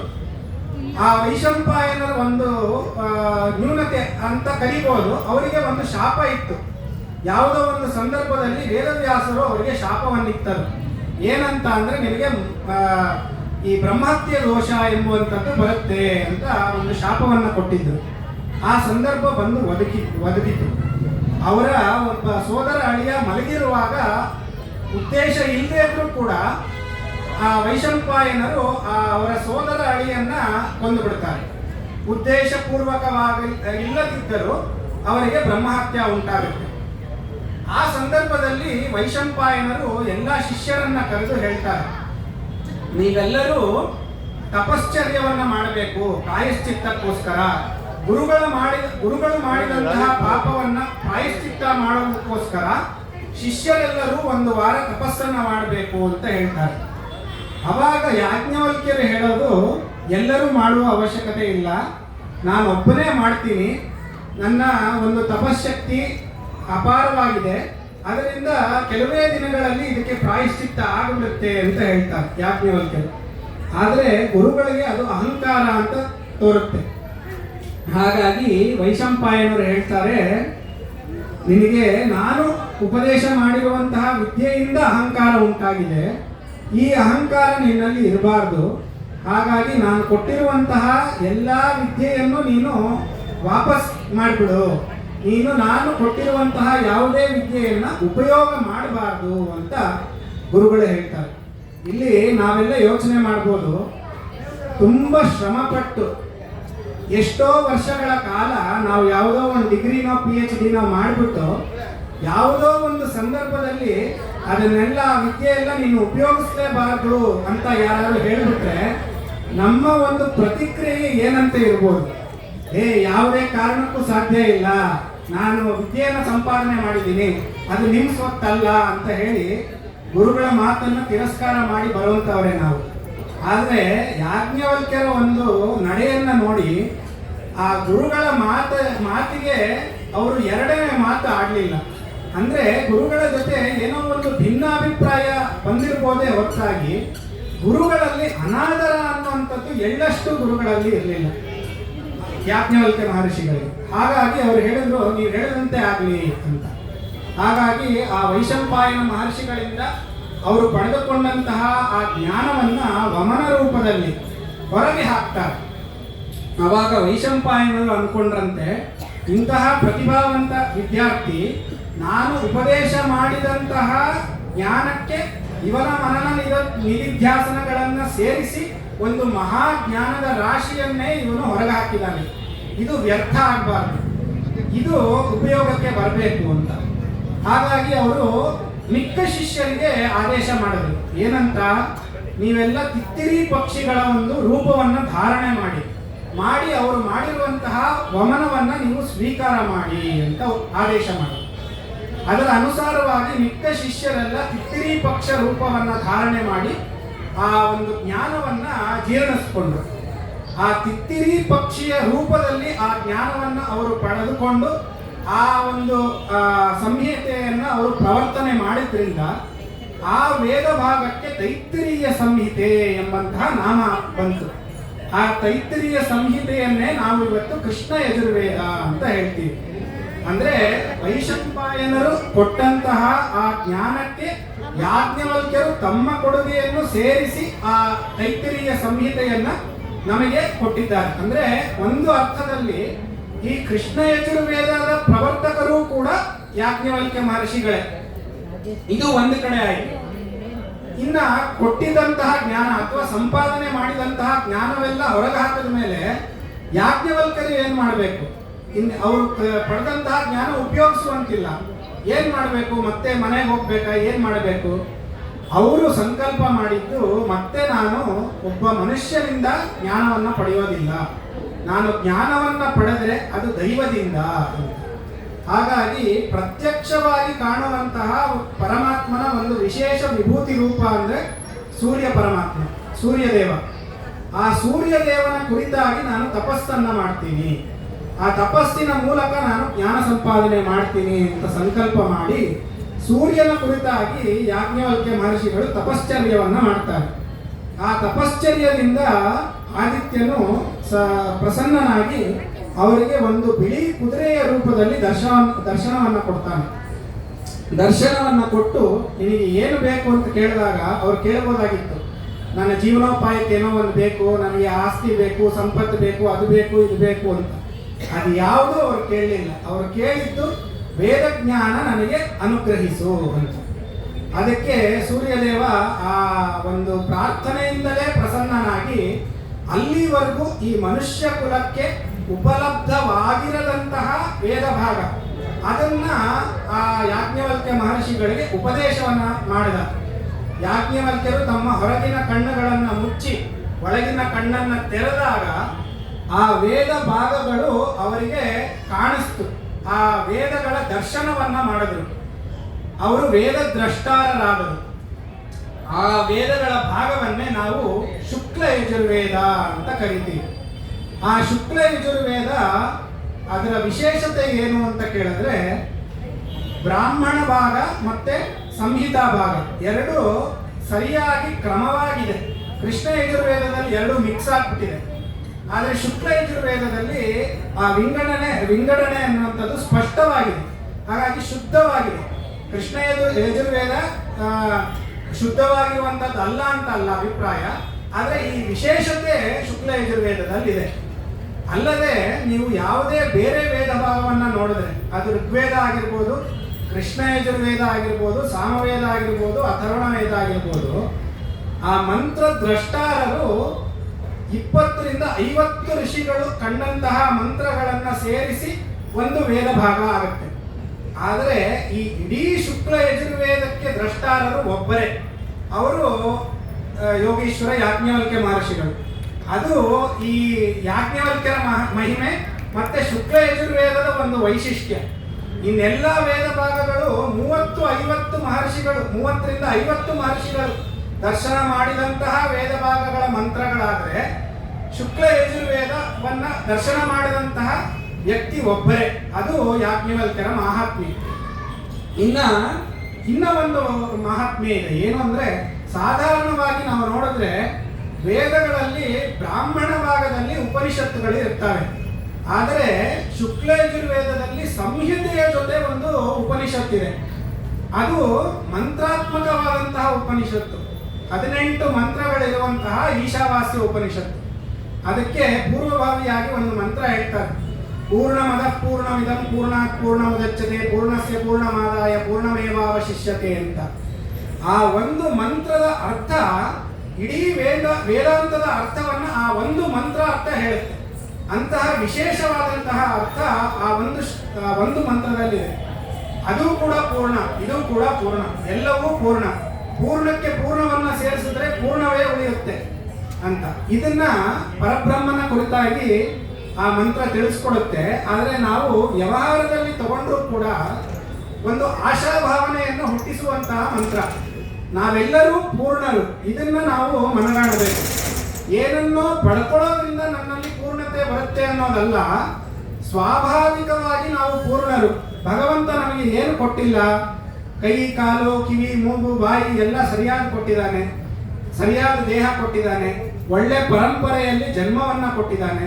ಸಾಧನೆ ಮಾಡೋದಕ್ಕೆ ಏನೇನು ಅನುಕೂಲಗಳು ಬೇಕು ಅವನ್ನೆಲ್ಲ ಪರಮಾತ್ಮ ನಮಗೆ ಅನುಗ್ರಹಿಸಿದ್ದಾನೆ. ಹಾಗಾಗಿ ನಾವೆಲ್ಲರೂ ಪೂರ್ಣರು ಎಂಬಂತಹ ಭಾವನೆ ಉಂಟು ಮಾಡುವಂತಹ ಮಂತ್ರ. ಅಂತಹ ಮಹತ್ ಮಂತ್ರದಿಂದ ಶುರುವಾಗುವಂತಹ ಈ ಈಶಾವಾಸ್ಯ ಉಪನಿಷತ್ತು ಮಂತ್ರಾತ್ಮಕವಾದಂತಹ ಉಪನಿಷತ್ತು. 18 ಮಂತ್ರಗಳಿವೆ. ಒಂದೊಂದರಲ್ಲೂ ಅನಂತವಾದಂತಹ ಅರ್ಥಗಳಿವೆ. ಹಾಗಂತ ಬೇರೆ ಉಪನಿಷತ್ತುಗಳು ಕೀಳು ಅಂತನೂ ಅಲ್ಲ, ಆದರೆ ಅವೆಲ್ಲ ಮಂತ್ರಾತ್ಮಕ ಉಪನಿಷತ್ತುಗಳಲ್ಲ. ಆದರೆ ಇಲ್ಲಿ ಮಂತ್ರಾತ್ಮಕವಾದರೂ ಕೂಡ ಇನ್ನೊಂದು ವೈಶಿಷ್ಟ್ಯ ಏನು ಅಂದ್ರೆ, ಕರ್ಮಕ್ಕೆ ಸಂಬಂಧಪಟ್ಟಿರುವಂತಹದ್ದಲ್ಲ. ವೇದಗಳಲ್ಲಿ 2 ಕಾಂಡಗಳಿದೆ, ಕರ್ಮಕಾಂಡ, ಜ್ಞಾನಕಾಂಡ ಅಂತ. ಮೊದಲನೇ ಪೂರ್ವಭಾಗ ಎಲ್ಲ ಕರ್ಮಕ್ಕೆ ಸಂಬಂಧಪಟ್ಟಿರುವಂತಹದ್ದಾದ್ರೆ ವೇದಾಂತ ಭಾಗ ಎಲ್ಲ ಜ್ಞಾನಕ್ಕೆ ಸಂಬಂಧಪಟ್ಟಿರುವಂಥದ್ದು. ಈ ಈಶಾವಾಸ್ಯ ಉಪನಿಷತ್ತಲ್ಲಿ ಇರುವಂತಹ ಎಲ್ಲ ಮಂತ್ರಗಳು ಕೂಡ ಕರ್ಮಕ್ಕೆ ಸಂಬಂಧಪಟ್ಟಿರುವಂತಹವಲ್ಲ, ಜ್ಞಾನಕ್ಕೆ ಸಂಬಂಧಪಟ್ಟಿರುವಂತಹ ಮಂತ್ರಗಳು. ಇದಲ್ಲದೆ ಬ್ರಾಹ್ಮಣದ ಜೊತೆಗೆ ಅರಣ್ಯಕದ ಜೊತೆಗೆ ಒಂದು ಉಪನಿಷತ್ ಕೂಡ ಇದೆ ಶುಕ್ಲ ಯಜುರ್ವೇದದಲ್ಲಿ. ಶತಪಥ ಬ್ರಾಹ್ಮಣದಲ್ಲಿ ಬರುವಂತಹ ಅರಣ್ಯಕದ ಭಾಗವಾಗಿರುವಂತಹದ್ರಿಂದ ಅದನ್ನು ಅರಣ್ಯಕ ಉಪನಿಷತ್ ಅಂತ ಕರೆದ್ರು. ಮತ್ತೆ ಅದು 40 ಅಧ್ಯಾಯಗಳ ಹೊಂದಿದೆ. ಹಾಗಾಗಿ ಅದು ಬೃಹತ್ ಉಪನಿಷತ್. ಹಾಗಾಗಿ ಬೃಹದಾರಣ್ಯಕ ಉಪನಿಷತ್ ಅಂತ ಅದನ್ನ ಕರೀತಾರೆ. ಹೀಗೆ ಆ ಕೃಷ್ಣ ಯಜುರ್ವೇದದ ಪ್ರವರ್ತಕರು ಒಂದು ಅರ್ಥದಲ್ಲಿ ಯಾಜ್ಞವಲ್ಕ್ಯ ಮಹರ್ಷಿಗಳು, ಶುಕ್ಲ ಯಜುರ್ವೇದದ ಜನಕರು ಯಾಜ್ಞವಲ್ಕ್ಯ ಮಹರ್ಷಿಗಳು, ಅದರಲ್ಲಿ ಅಂತರ್ಗತವಾದಂತಹ ಈಶಾವಾಸ್ಯ ಉಪನಿಷತ್ತು ಬೃಹದಾರಣ್ಯಕ ಉಪನಿಷತ್ತನ್ನು ನಮಗೆ ಉಪಲಬ್ಧ ಮಾಡಿದಂತಹವರು ಯಾಜ್ಞವಲ್ಕ್ಯ ಮಹರ್ಷಿಗಳು. ಹಾಗಾದ್ರೆ ಇಷ್ಟೇನಾ ಅಂತ ಕೇಳಿದ್ರೆ ಇಲ್ಲಿಗೆ ನಿಲ್ಲಲ್ಲ. ಒಂದು ಜನಪ್ರಿಯವಾದಂತಹ ಒಂದು ಸ್ಮೃತಿ ಗ್ರಂಥ ಇದೆ. 24 ಸ್ಮೃತಿಗಳಿದೆ. ಮನುಸ್ಮೃತಿ, ವಾಸಿಷ್ಠ ಸ್ಮೃತಿ ಇತ್ಯಾದಿ ಸ್ಮೃತಿಗಳು. ಹಾಗೆ ಯಾಜ್ಞವಲ್ಕ್ಯ ಸ್ಮೃತಿ ಅಂತ ಒಂದು ಬಹಳ ವಿಶಿಷ್ಟವಾದಂತಹ ಸ್ಮೃತಿ ಗ್ರಂಥ. ಆ ಸ್ಮೃತಿ ಗ್ರಂಥದ ವೈಶಿಷ್ಟ್ಯ ಏನು ಅಂತ ಕೇಳಿದ್ರೆ, ಅದರಲ್ಲಿ 3 ಭಾಗ ಇದೆ: ಆಚಾರ, ವ್ಯವಹಾರ ಮತ್ತೆ ಪ್ರಾಯಶ್ಚಿತ್ತ ಅಂತ. ಆಚಾರ ಭಾಗದಲ್ಲಿ ಏನಿದೆ ಅಂದ್ರೆ, ಪ್ರತಿಯೊಬ್ಬರ ಜವಾಬ್ದಾರಿಗಳು ಏನು, ಪ್ರಜೆಗಳಾಗಿದ್ದಂತಹ ಒಂದು ರಾಜ್ಯದಲ್ಲಿ ಪ್ರಜೆಗಳು ಅವರವರ ಜವಾಬ್ದಾರಿಯನ್ನು ಹೇಗೆ ನಿರ್ವಹಿಸಬೇಕು, ವರ್ಣಾಶ್ರಮ ಧರ್ಮಗಳು ಏನು, ಒಬ್ಬ ರಾಜಧರ್ಮ ಏನು ಇತ್ಯಾದಿ ವಿಚಾರಗಳನ್ನ ಅದರಲ್ಲಿ ತಿಳಿಸ್ಕೊಟ್ಟಿದ್ದಾರೆ. ಇದನ್ನ ಕೇವಲ ತಿಳಿಸ್ಕೊಡುವಂಥದ್ದಲ್ಲ, ಯಾಜ್ಞವಲ್ಕ್ಯ ಮಹರ್ಷಿಗಳ ಚರಿತ್ರೆಯನ್ನು ನಾವು ನೋಡಿದ್ರೆ ಅದನ್ನ ಆಚರಣೆ ಮಾಡಿ ತೋರಿಸಿದ್ದಾರೆ. ಆ ಬೃಹದಾರಣ್ಯಕ ಉಪನಿಷತ್ತಿನಲ್ಲಿ ಅವರು ಬರುವಂತಹ ಕಥೆಯನ್ನು ನಾವು ನೋಡಿದ್ರೆ, ಅವರು ಗುರುಕುಲ ವಾಸವನ್ನ ಮಾಡಿ ಭಗವಂತ ಉಪದೇಶದಲ್ಲಿ ಭಗವದ್ಗೀತೆಯಲ್ಲಿ ಹೇಳಿದ್ದಾನೆ, ತದ್ವಿದ್ಯೆ ಪ್ರಣಿಪಾತೇನ ಪರಿಪ್ರಶ್ನೇನ ಸೇವಯ ಉಪದೇಕ್ಷಂತಿ ತೇ ಜ್ಞಾನಂ ಜ್ಞಾನಿನ ತತ್ವದರ್ಶಿನಃ ಅಂತ. ತತ್ವದರ್ಶಿಗಳಾದಂತಹ ಗುರುಗಳು ತಮಗೆ ತಿಳಿದಂತಹ ಜ್ಞಾನವನ್ನ ಯಾರು ಅವರ ಸೇವೆಯನ್ನ ಮಾಡ್ತಾರೋ ಅವರಿಗೆ ಉಪದೇಶ ಮಾಡ್ತಾರೆ ಅಂತ. ಅದರ ಅನುಸಾರವಾಗಿ ಬ್ರಹ್ಮಚರ್ಯ ಆಶ್ರಮವನ್ನು ಪಾಲಿಸುತ್ತಾ ಯಾಜ್ಞವಲ್ಕ್ಯ ಮಹರ್ಷಿಗಳು ತಮ್ಮ ಗುರುಗಳ ಆಶ್ರಮದಲ್ಲಿ ಅಧ್ಯಯನವನ್ನು ಮಾಡಿದ್ದಾರೆ. ಅಂದರೆ ಬ್ರಹ್ಮಚರ್ಯಾಶ್ರಮವನ್ನು ಆಚರಿಸಿ ತೋರಿಸಿದ್ದಾರೆ. ಆನಂತರ ನಾವು ಅವರ ಗೃಹಸ್ಥಾಶ್ರಮವನ್ನು ಕಾಣ್ಬೋದು. ಗೃಹಸ್ಥಾಶ್ರಮದಲ್ಲಿ ಅವರು ಮಹಾಗೃಹಸ್ಥರು ಅಂತ ಹೇಳ್ಬೋದು. ಅವರಿಗೆ ಇಬ್ಬರು ಪತ್ನಿಯರು, ಕಾತ್ಯಾಯಿನಿ ಮೈತ್ರೇಯಿ ಎಂಬಂತಹ ಇಬ್ಬರು ಪತ್ನಿಯರು. ಅವರ ಜೊತೆ ಇವರು ಎಂತಹ ಗೃಹಸ್ಥರು ಅಂದರೆ ಆ ಪಂಚಮಹಾಯಜ್ಞವನ್ನು ಮಾಡ್ತಾ ಇದ್ರಂತೆ. ಯಜ್ಞ, ಯಜನ, ಅಧ್ಯಯನ, ಅಧ್ಯಾಪನ ಇತ್ಯಾದಿ ಪಂಚಮಹಾಯಜ್ಞಗಳನ್ನು ಮಾಡ್ತಾ ಒಂದು ಸಂದರ್ಭ ಒದಗಿ ಬರುತ್ತೆ. ಜನಕ ಮಹಾರಾಜ ಇರ್ತಾನೆ ಮಿಥಿಲಾಪಟ್ಟಣದಲ್ಲಿ. ಸೀತೆಯ ತಂದೆ ಅಲ್ಲ, ಅಲ್ಲಿ ಬಂದಂತಹ ಎಲ್ಲ ರಾಜರಿಗೂ ಜನಕ ಮಹಾರಾಜ ಅಂತಾನೆ ಹೇಳೋದು. ಹಾಗಾಗಿ ಆ ಜನಕ ಮಹಾರಾಜ ಒಬ್ಬ ಗುರುಗಳನ್ನು ಹುಡುಕ್ತಾ ಇರ್ತಾನೆ. ಹಾಗಾಗಿ ಅವನು ಒಂದು ಬಹುದಾನ ಯಜ್ಞ ಅಂತ ಮಾಡಿ ಒಂದು ಸಂಕಲ್ಪವನ್ನು ಮಾಡ್ತಾನೆ. 1000 ಗೋದಾನ ಮಾಡ್ತೀನಿ ಅಂತ. 1000 ಹಸುಗಳನ್ನು ತಂದು ಅದರ ಕೊಂಬುಗಳಿಗೆ ಚಿನ್ನದ ಖಡ್ಗವನ್ನು ತೊಡಿಸಿ ಈ ಹಸುಗಳನ್ನು ದಾನ ಮಾಡಬೇಕು ಅಂತ ಸಂಕಲ್ಪ ಮಾಡಿ ಸಭಾಮುಖದಲ್ಲಿ ಒಂದು ಅನೌನ್ಸ್ಮೆಂಟ್ ಮಾಡ್ತಾನೆ. ಏನಂದರೆ, ಯಾರು ಸಮರ್ಥರಿದ್ದಾರೋ, ಈ ಸಭೆಯಲ್ಲಿ ಶ್ರೇಷ್ಠರಾದಂತಹ ಬ್ರಹ್ಮನಿಷ್ಠರು ಯಾರಿದ್ದೀರೋ ಅವರು ಬಂದು ಈ ವೇದಿಕೆ ಮೇಲೆ ಕೂತು ಎಲ್ಲರೂ ಸಭಿಕರು ಕೇಳುವಂತಹ ಪ್ರಶ್ನೆಗಳಿಗೆ ಉತ್ತರಿಸಿ ನಿಮ್ಮ ಜ್ಞಾನವನ್ನು ಸಾಬೀತು ಮಾಡಿ ಈ ಒಂದು ದಾನವನ್ನು ಪರಿಗ್ರಹ ಮಾಡ್ಬೋದು ಅಂತ ಅವನು ಹೇಳ್ತಾನೆ ಜನಕ ಮಹಾರಾಜ. ಅವಾಗ ಯಾಜ್ಞವಲ್ಕ್ಯರು ಸಭೆಯಲ್ಲಿ ಇರ್ತಾರೆ. ಅವರು ಮೊದಲು ಹೇಳುವಂಥ ಮಾತು ಅವರ ಶಿಷ್ಯರಿಗೆ, ಈ ಹಸುಗಳನ್ನೆಲ್ಲ ಕರ್ಕೊಂಡು ಹೋಗಿ ನಮ್ಮ ಆಶ್ರಮ ಕಟ್ಟಾಕು ಅಂತ. ಅಂದರೆ ಯಾಜ್ಞವಲ್ಕ್ಯ ಮಹರ್ಷಿಗಳ ಒಂದು ಆತ್ಮವಿಶ್ವಾಸ ಎಂತಹದ್ದು ಅವರ ಜ್ಞಾನದಲ್ಲಿ ಅನ್ನೋದನ್ನ ಈ ಒಂದು ಸಂದರ್ಭದಲ್ಲಿ ನಾವು ನೋಡ್ಬೋದು. ಎರಡನೇ ಮಾತಿಲ್ಲ. ಸಭಿಕರು ಏನು ಪ್ರಶ್ನೆ ಕೇಳ್ತಾರೆ ಏನೋ ಅದರ ಚಿಂತೆ ಇಲ್ಲ. ಅವರು ಹೇಳಿದ್ದು ಒಂದೇ ಮಾತು, ಅವರು ಶಿಷ್ಯರಿಗೆ ಆ ಹಸುಗಳನ್ನು ದಾನ ತಗೊಂಡು ಹೋಗಿ ಆಶ್ರಮದಲ್ಲಿ ಕಟ್ಟು ಅಂತ. ನಂತರ ಎಲ್ಲ ಸಭಿಕರು ಪ್ರಶ್ನೆ ಕೇಳ್ತಾರೆ, ಎಲ್ಲದಕ್ಕೂ ಸಮರ್ಪಕವಾಗಿ ಉತ್ತರವನ್ನು ಕೊಡ್ತಾರೆ. ಗಾರ್ಗಿ ಕೂಡ ಕೊನೆಯದಾಗಿ ಪ್ರಶ್ನೆಯನ್ನ ಕೇಳ್ತಾಳೆ, ಪಂಚಭೂತಗಳಿಗೆ ಆಧಾರ ಏನು, ಇನ್ನು ಪೃಥ್ವಿಗೆ ಆಧಾರ ಆಕಾಶ, ಆಕಾಶಕ್ಕೆ ಆಧಾರ ಪರಬ್ರಹ್ಮ, ಪರಬ್ರಹ್ಮಕ್ಕೆ ಆಧಾರ ಏನು ಅಂತ ಕೇಳಿದ್ರೆ ಇನ್ನು ಮುಂದೆ ಕೇಳಬೇಡ ಅಂತಾರೆ ಯಾಜ್ಞವಲ್ಕ್ಯರು. ಪರಬ್ರಹ್ಮನಿಗೆ ಆಧಾರ ಇನ್ನೊಬ್ಬ ಇಲ್ಲ, ಪರಬ್ರಹ್ಮನಿಗೆ ಪರಬ್ರಹ್ಮನೇ ಆಧಾರ, ನಿರಾಧಾರನಾದಂತಹವನು, ಎಲ್ಲದಕ್ಕೂ ಅಧಿಷ್ಠಾನ ರೂಪನಾಗಿರುವಂತಹವನು ಪರಬ್ರಹ್ಮ ಅಂತ ಗಾರ್ಗಿಗೂ ಕೂಡ ಉತ್ತರವನ್ನ ಕೊಟ್ಟು ಎಲ್ಲರಿಂದ ಮನ್ನಣೆಯನ್ನ ಪಡೆದುಕೊಂಡು ಜನಕ ಮಹಾರಾಜ ಆ ಒಂದು ದಾನವನ್ನ ಯಾಜ್ಞವಲ್ಕ್ಯರಿಗೆ ಕೊಟ್ಟು ಯಾಜ್ಞವಲ್ಕ್ಯರನ್ನ ಅವನ ರಾಜಗುರು ಅಂತ ಸ್ವೀಕರಿಸ್ತಾನೆ. ಇನ್ನ ರಾಜಗುರುಗಳಿಗೆ ಇರುವಂತಹ ಮರ್ಯಾದೆ ಎಂತಹದ್ದು ಅಂತ ನಾವು ಊಹಿಸ್ಕೊಳ್ಬಹುದು. ಆ ಕಾಲದಲ್ಲಿ ಅಂತಹ ಗೃಹಸ್ಥರು, 1000 ಎಕರೆಗಳ ಭೂಮಿ ಅವರ ಹೆಸರಲ್ಲಿತ್ತು, ಒಂದು ದೊಡ್ಡ ಆಶ್ರಮ, ಎಷ್ಟೋ ಶಿಷ್ಯಕೋಟಿ. ಇದೆಲ್ಲ ಸಂಪಾದನೆ ಮಾಡಿದ ಮೇಲೆ ಒಂದಿನ ಅವರಿಬ್ಬರ ಹೆಂಡತಿಯರನ್ನು ಕರೆದುಬಿಟ್ಟು ಹೇಳಿದ್ರು, ನನಗೆ ಇನ್ನ ವಾನಪ್ರಸ್ಥಾಶ್ರಮಕ್ಕೆ ಹೊರಡಬೇಕು, ಈ ಎಲ್ಲ ಆಸ್ತಿನ ನಿಮ್ಮಿಬ್ಬರಲ್ಲಿ ನಾನು ವಿಭಜನೆ ಮಾಡಿ ನಾನಿನ್ನ ಅರಣ್ಯಕ್ಕೆ ಹೊರಡ್ತೀನಿ ಅಂತ ಹೇಳಿದ್ರು. ಅಂದರೆ ಇಷ್ಟೆಲ್ಲ ಇದ್ರೂ ಕೂಡ ವೈರಾಗ್ಯ ಅವರಲ್ಲಿ ಎಷ್ಟು ದೃಢವಾಗಿ ವೈರಾಗ್ಯ ಇತ್ತು ಅನ್ನೋದನ್ನು ಕಾಣ್ಬೋದು. ಅದರಲ್ಲಿ ಕಾತ್ಯಾಯಿನಿ ಒಪ್ಕೋತಾಳೆ. ಆದರೆ ಮೈತ್ರೇಯಿ ಒಂದು ಪ್ರಶ್ನೆ ಕೇಳ್ತಾಳೆ, ಈ ಜಗತ್ತಿನಲ್ಲೇ ನಾನು ಅತ್ಯಂತ ಶ್ರೀಮಂತರಾದರೆ ನನಗೆ ಅಮೃತತ್ವ ಉಂಟಾಗುತ್ತಾ, ಮೃತ್ಯುವಿಂದ ನಾನು ಪಾರಾಗ್ತೀನಾ? ಯಾಜ್ಞವಲ್ಕ್ಯರು ಹೇಳ್ತಾರೆ, ಇಲ್ಲ, ಸಾಧ್ಯ ಇಲ್ಲ. ಹಾಗಾದರೆ ಮೈತ್ರೇಯಿ ಹೇಳ್ತಾಳೆ, ನನಗೆ ತಿಳಿದಿದೆ ನೀವು ಈ ಎಲ್ಲ ಸಂಪತ್ತನ್ನ ತ್ಯಾಗ ಮಾಡಿ ಇನ್ನೇನೋ ಸಂಪತ್ತನ್ನ ಪಡ್ಕೊಳ್ಳೋದಕ್ಕೋಸ್ಕರ ಹೊರಡ್ತಾ ಇದ್ದೀರಾ ಅಂದರೆ ಆ ಸಂಪತ್ತಿನಿಂದ ಅಮೃತತ್ವ ಪಡೆಯೋದಕ್ಕೆ ಸಾಧ್ಯ ಇರುತ್ತೆ. ನನಗೆ ಈ ಸಂಪತ್ತು ಬೇಡ, ಆ ಸಂಪತ್ತು ಬೇಕು ಅಂತ ಮೈತ್ರೇಯಿ ಕೇಳ್ಕೊತಾಳೆ. ಅದು ಬಹಳ ಕಷ್ಟ, ಅದಕ್ಕೆ ನೀನು ಸಿದ್ಧಳಾಗಿದ್ಯಾ ಅಂತ ಯಾಜ್ಞವಲ್ಕ್ಯರು ಕೇಳಿದಾಗ ಖಂಡಿತ ಸಿದ್ಧವಾಗಿದ್ದೀನಿ ಅಂತ ಹೇಳಿದಾಗ ಯಾಜ್ಞವಲ್ಕ್ಯರು ಹೇಳುವಂತಹ ಬೃಹದಾರಣ್ಯಕದಲ್ಲಿ ಬರುತ್ತೆ ಒಂದು ವಾಕ್ಯ, ಆತ್ಮ ವಾ ಅರೇ ದ್ರಷ್ಟವ್ಯ ಶ್ರೋತವ್ಯ ಮಂತವ್ಯ ನಿಧಿಧ್ಯಾಸಿತವ್ಯ ಅಂತ. ಅಂದರೆ ಈ ಅಮೃತತ್ವವನ್ನು ಪಡ್ಕೋಬೇಕು ಅಂದರೆ ಹೊರಗಡೆ ಇರುವಂತಹ ಪ್ರಪಂಚದ ವಸ್ತುಗಳಿಂದ ಪಡ್ಕೊಳ್ಳೋದಕ್ಕೆ ಸಾಧ್ಯ ಇಲ್ಲ. ಅರೇ ಅಂತ ಉದ್ಗಾರ ತೆಗಿತಾರೆ. ಎಲ್ಲರೂ ಕೂಡ ಹೊರಗಡೆ ನೋಡ್ತಾ ಇದ್ದಾರೆ ಆನಂದವನ್ನು ಪಡ್ಕೊಳ್ಳೋದಕ್ಕೆ. ಯಾಕೆ ಅಂದರೆ ಆ ಹೊರಗಡೆ ಪದಾರ್ಥದಿಂದ ಆನಂದವನ್ನ ಪಡ್ಕೋಬಹುದು ಎಂಬಂತಹ ಭ್ರಮೆಯಿಂದ.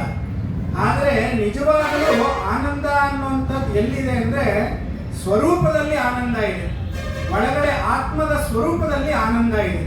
ಹಾಗಾಗಿ ಒಂದು ಸಂದರ್ಭದಲ್ಲಿ ಮೈತ್ರಿಯರಿಗೆ ಹೇಳ್ತಾರೆ ಯಾಜ್ಞವಲ್ಕ್ಯರು, ಆತ್ಮನಸ್ತು ಕಾಮಾಯ ಸರ್ವಂ ಪ್ರಿಯಂ ಭವತಿ ಅಂತ. ಛಾಯಾ ಪ್ರಿಯ ಭವತಿ, ಪುತ್ರೋ ಪ್ರಿಯೋ ಭವತಿ, ವಿತ್ತ ಪ್ರಿಯೋ ಭವತಿ.